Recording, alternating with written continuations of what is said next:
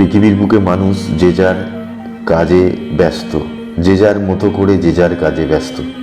তারা পৃথিবীর সমস্ত কিছুকে ছোট করে দিতে পারে, তারা পৃথিবীর সমস্ত কিছুকে ছোট করতে পারে, কিন্তু নিজের কর্মকে, নিজের স্বার্থকে, নিজের পথকে কখনোই সে ছোট করতে চায় না, এবং সর্বোপরি সে নিজেকে কোনোদিন সে ছোট করতে চায় না, বিশেষ করে অন্যের চোখে। সে সর্বদা এটাই মনে করে যে সে যেটা ভাবছে, সে যেটা করছে, বা সে যেটা ভাববে, সে যেটা করবে, সেটাই সঠিক, এবং অন্যের কর্মগুলো, অন্যের ভাবনাগুলো সর্বদা ভুল মনে হয়, তার কাছে সর্বদা ভুল মনে হয়। সেই জন্যই তাদের কাছে যদি কোরআনের প্রকৃত ব্যাখ্যা তুলে ধরা হয়, তবুও তারা সেগুলো বুঝবে না, বা সেগুলো মানার চেষ্টা করবে না, সেগুলো জানার চেষ্টা করবে না। কারণ তাদের কাছে গড ইজ অল লাভিং, এবং এই পৃথিবীর বুকে তারা যে কাজই করুক না কেন, সে খারাপ হতে পারে বা ভালো, তা একসময় তাদেরকে ক্ষমা করে দেওয়া হবে, এবং তাদের কর্মের পরিমাপ যতই খারাপ হোক না কেন, দিনের শেষে তাদেরকে ক্ষমা করে দেওয়া হবে। এই ক্ষমা করার পেছনে যে ক্রিয়েটার, যে অলমাইটি আল্লাহ লুকিয়ে রয়েছে, তার যে রোল, সেটা সম্বন্ধে এদের দৃঢ় কনসেপ্ট তৈরি হয়ে গেছে যে সেই ক্রিয়েটার, সেই আল্লাহ, ওটা অত্যন্ত সাধারণ জিনিস, ওটা নিয়ে বেশি ভাবা যাবে না। কারণ পৃথিবীর বুকে আমরা যতই খারাপ কাজ করি না কেন, একসময় কিন্তু সে সব কিছু ক্ষমা করে দেবে। দ্যাট মিনস তাদের চোখে god is always all loving. এবং বিশেষ করে কোরআনের সেই সমস্ত আয়াত যেখানে মেনশন করা রয়েছে যে মানুষ তার কর্মের জন্য ভীষণভাবে পানিশড হবে, এই সমস্ত আয়াত এবং তার ব্যাখ্যা যদি এদের সামনে তুলে ধরা হয়, এরা সেগুলোকে বুড়ো আঙুল দেখিয়ে কখনোই মানার চেষ্টা করে না। কারণ তারা যে তত্ত্বের উপর বেঁচে রয়েছে, যে তত্ত্বের উপর দাঁড়িয়ে রয়েছে, সেটাই হচ্ছে যে সেই ক্রিয়েটার, অর্থাৎ on the day of judgement যেদিন হবে, সেদিনকে কিন্তু তাদেরকে ক্ষমা করে দেওয়া হবে। তাদের পৃথিবীর বুকে সমস্ত কাজের জন্য তাদের ক্ষমা করে দেওয়া হবে। তাই তারা কোরআনকে বিশ্বাস করতে চায় না, তাই তারা কোরআনের পানিশমেন্টকে বিশ্বাস করতে চায় না, তাই তারা সেই ক্রিয়েটার আল্লাহর সেই পানিশমেন্টকে তাদের নিজের জীবনের সঙ্গে যুক্ত করতে চায় না। কারণ তারা যদি তাদের কর্মর ফলকে সেই পানিশমেন্ট এবং সেই অন দ্য ডে অফ জাজমেন্টের রেজাল্টের সঙ্গে অ্যাড করার চেষ্টা করে, তাহলে পৃথিবীর বুকে যে সমস্ত কাজগুলো তারা করে বেড়াচ্ছে, সেই কাজগুলো তারা প্রাণ খুলে, মন খুলে করতে পারবে না। কোথাও না যেন তাদের হাতে পায়ে একটা শিকল বাঁধা হয়ে যাবে। সেই জন্যই তারা কোরআনের এই সমস্ত আয়াতের ব্যাখ্যাকে বিশ্বাস করতে চায় না, এবং তারা সর্বদা সেই আখেরাত, সেই ক্রিয়েটারকে বুড়ো আঙুল দেখিয়ে বাঁচার চেষ্টা করে। এবার আসা যাক প্র্যাকটিক্যাল কিছু এক্সাম্পল, যেখানে কি সত্যি গড ইজ অল লাভিং, এবং সেগুলো দেখে, সেগুলো চাক্ষুষ দৃশ্য নিজের জীবনে, নিজের ব্রেনে ঢোকানোর পরেও মানুষ কিভাবে পথভ্রষ্ট হয়ে রয়েছে, সেটাই সব থেকে বড় কথা। ভাই, গড যদি অল লাভিং হতো, পৃথিবীর বুকে কত মহামারীর মধ্যে দিয়ে কত মানুষের প্রাণ চলে যাচ্ছে, মানুষ তো তাদেরকে দেখতে পাচ্ছে নিজের চোখে। তাহলে সেই গড যদি অল লাভিং হতো, সেই গড কেন আসছে না সেই সমস্ত মানুষগুলোকে পরিত্রাণ দেওয়ার জন্য? কত হসপিটাল, কত নার্সিংহোম, সেখানে মানুষেরা মারণ যন্ত্রণা, মারণ রোগের সঙ্গে তারা প্রত্যেক দিন, প্রত্যেকটা মুহূর্ত যুদ্ধ করছে।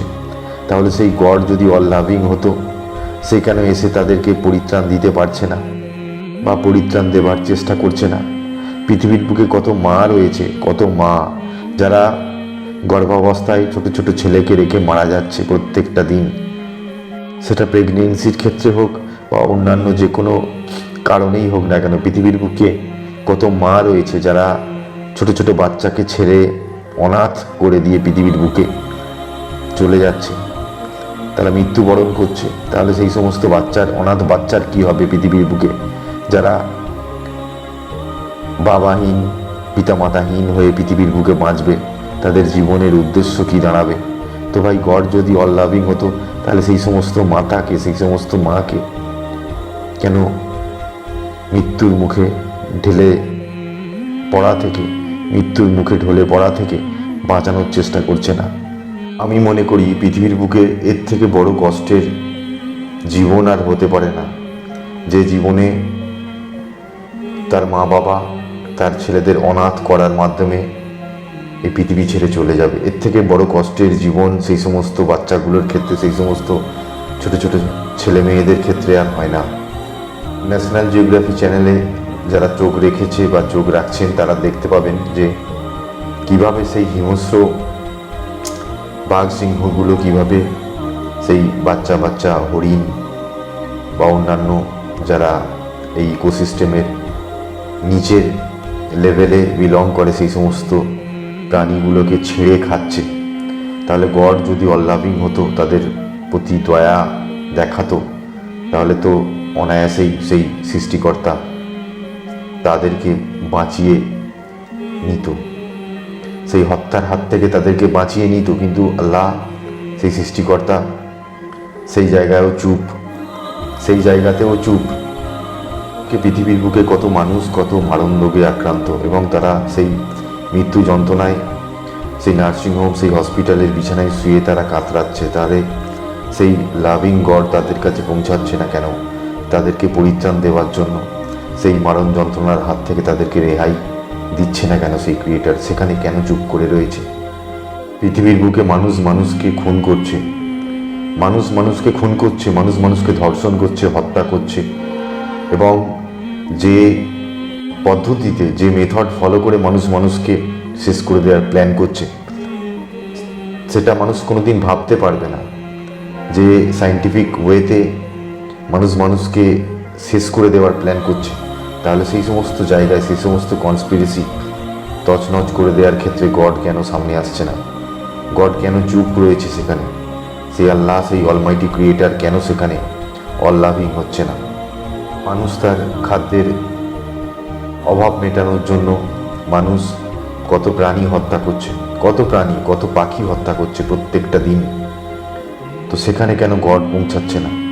সেখানে তার অল লাভিং কনসেপ্ট নিয়ে সেই সমস্ত প্রাণীকে কেন বাঁচাচ্ছে না? As per science, plant musical ডাইভারশনের মধ্যে সাড়া দেয়। বিজ্ঞান বলছে যে কোনো গাছের কাছে কোনো মিউজিক আপনি অন করে দিলে সেই মিউজিকের উপর বেস করে কিন্তু সেই গাছটা নিজের মতো করে রেসপন্স করে। হয়তো সেটা আমরা বুঝতে পারি না, আপাতত দৃষ্টিতে বুঝতে পারি না, কিন্তু খুব সায়েন্টিফিক্যালি সেটাকে ক্লোজলি মনিটর করলে তো এটা প্রমাণিত হয়েছে যে সেই গাছ বা সেই প্ল্যান্টটি কিন্তু সেই মিউজিক্যাল চেঞ্জেসের উপর কিন্তু রেসপন্স করে। তাহলে ভাবুন, পৃথিবীর বুকে যে সমস্ত গাছেরও প্রাণ রয়েছে এবং এটা প্রমাণিত, সেই সমস্ত উদ্ভিদকে বা গাছকে শাকসবজি হিসাবে মানুষ বা অন্যান্য প্রাণীরা কত টন পার ডে ভক্ষণ করছে, কত টন পার ডে ভক্ষণ করছে, সেটার কোনো হিসাব নেই। তাহলে সেই গাছেরও যদি প্রাণ থেকে থাকে এবং তাদেরও সৃষ্টিকর্তা সেই অলমাইটি ক্রিয়েটার যদি হয়ে থাকে, এবং এটা যদি প্রমাণিত হয় যে সেই সমস্ত প্ল্যান্টেরও প্রাণ রয়েছে, তাহলে তাদেরকে কেন বাঁচাতে তাদের সামনে আসছে না সেই ক্রিয়েটার? তাদেরকে বাঁচানোর জন্য কেন হাত বাড়িয়ে দিচ্ছে না সেই অল লাভিং কনসেপ্ট রপ্ত করা সেই ক্রিয়েটার? কেন আসছে না তাদের বাঁচাতে? পৃথিবীর বুকে এক শ্রেণীর মানুষ খেতে পাচ্ছে না, এক শ্রেণীর মানুষ পোশাক পরিধান করার পোশাক পাচ্ছে না, এক শ্রেণীর মানুষের কাছে বাসস্থান নেই, এক শ্রেণীর মানুষের কাছে শিক্ষা নেই। তাহলে কেন এই বৈষম্য থাকা সত্ত্বেও সেই গড সামনে আসছে না, তাদেরকে হেল্প করছে না? কেন তাদেরকে সেই অন্ধকারের রাস্তা থেকে, অন্ধকারের ঘর থেকে আলোর পথে নিয়ে যাচ্ছে না নিজের হাতে তুলে ধরে? কেন আজ বর্তমান সময়ে ধনী আরও ধনী হচ্ছে এবং যারা নিঃস্ব তারা আরও সমস্ত কিছু হারিয়ে পথের ভিখারি হয়ে যাচ্ছে? কেন?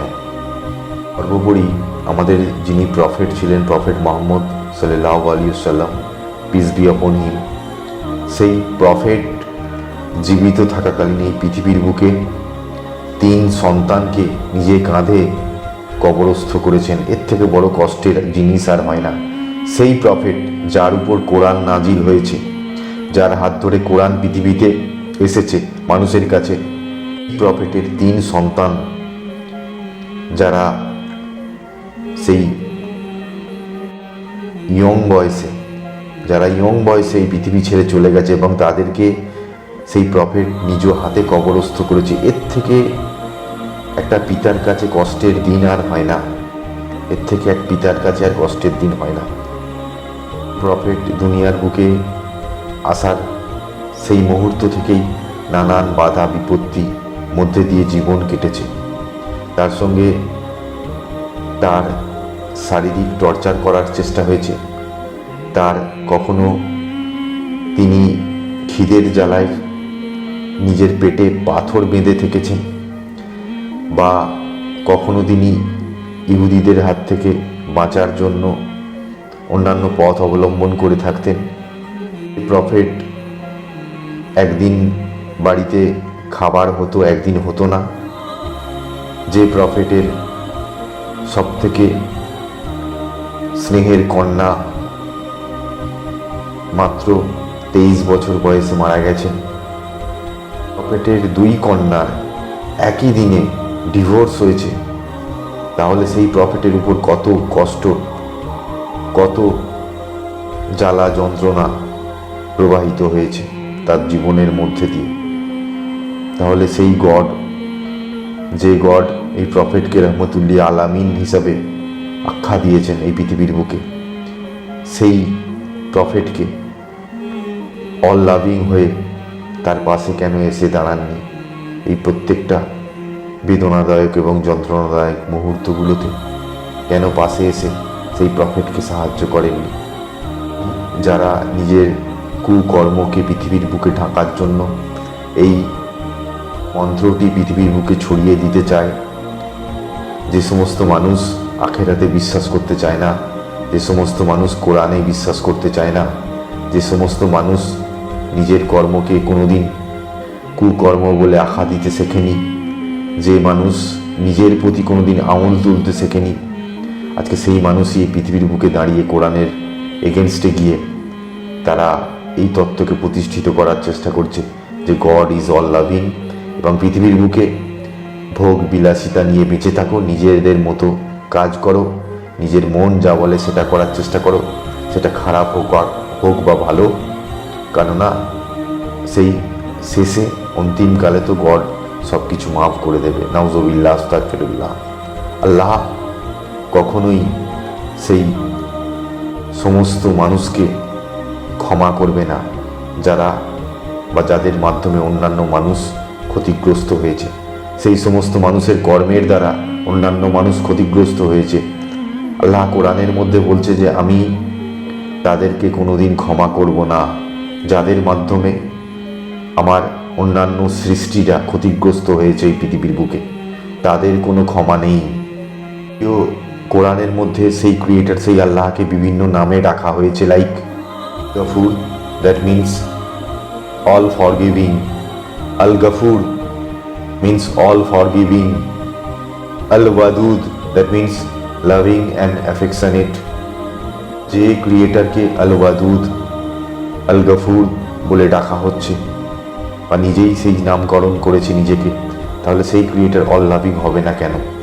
তো ভাই, এই পৃথিবীর একটা নির্দিষ্ট কোড রয়েছে এবং সেই সৃষ্টিকর্তা তার সৃষ্টির মাধ্যমে একটা কোড তৈরি করেছে, একটা অ্যালগরিদম, একটা প্রোটোকল তৈরি করা হয়েছে, এবং সেই প্রোটোকল মেনে বা সেই অ্যালগরিদম মেনেই কিন্তু এই পৃথিবী তার নিজের জায়গায় দাঁড়িয়ে রয়েছে এবং সমস্ত ক্রিয়েশন তার নিজের জায়গায় দাঁড়িয়ে রয়েছে।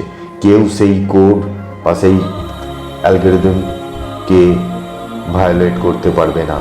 কারোর ক্ষমতা নেই সেই আল্লাহ তৈরি কোডকে, যে কোডের মাধ্যমে এই পুরো ইউনিভার্স রান করছে, সেই কোড বা সেই কোডিংকে কোনোদিন কেউ ভায়োলেট করতে পারবে না। পৃথিবীর কোনো মানুষের কোনো ক্ষমতা নেই।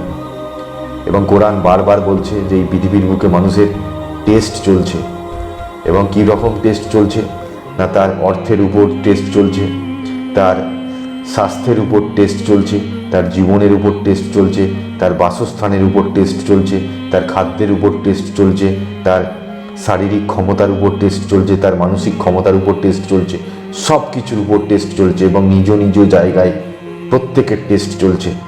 এবং এই টেস্ট চলাকালীন সেই পরীক্ষায় হলে যেমন কোনো পরীক্ষার্থীকে কোনো যারা ইনভিজিলেটর বা যারা গার্ড থাকে তারা সাহায্য করে না, সিমিলারলি এই মানুষের জীবনে পৃথিবীর মধ্যে সে যেই কর্মে লিপ্ত থাক না কেন, সে খারাপ বা ভালো, আল্লাহ কিন্তু এখানে ডিরেক্টলি কোনো সাপোর্ট করবে না। তাহলে সেই জাজমেন্ট কখন হবে?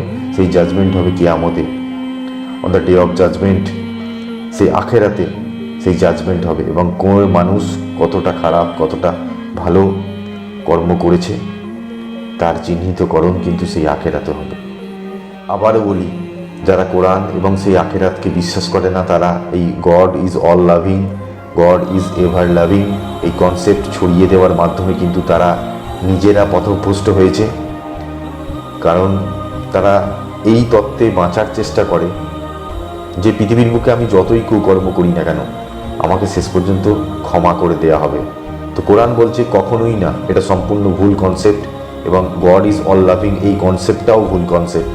কারণ আল্লাহ মানুষের কর্মের উপর বেস করে তার বিচার করবেন। কোরআন বলছে আল্লাহর গজবের হাত থেকে কেউ রেহাই পাবে না, কেউ পাবে না। সে হিন্দু হোক, সে মুসলিম হোক, সে খ্রিস্টান হোক, যে কোনো ধর্মাবলম্বী যে কোনো মানুষ হোক না কেন, যদি আল্লাহর কন্ডিশনকে সে স্যাটিসফাই না করে, আল্লাহর কন্ডিশনকে সে যদি ভায়োলেট করে, আল্লাহর কন্ডিশনকে সে যদি ফুলফিল না করে, তার জন্য কিন্তু বড় দিনের আযাব অপেক্ষা করছে। কোরআন এটা বলছে এবং কোরআনের মধ্যে দিয়েই কিন্তু সেই ক্রিয়েটর অলমাইটি আল্লাহ প্রমিস করছে।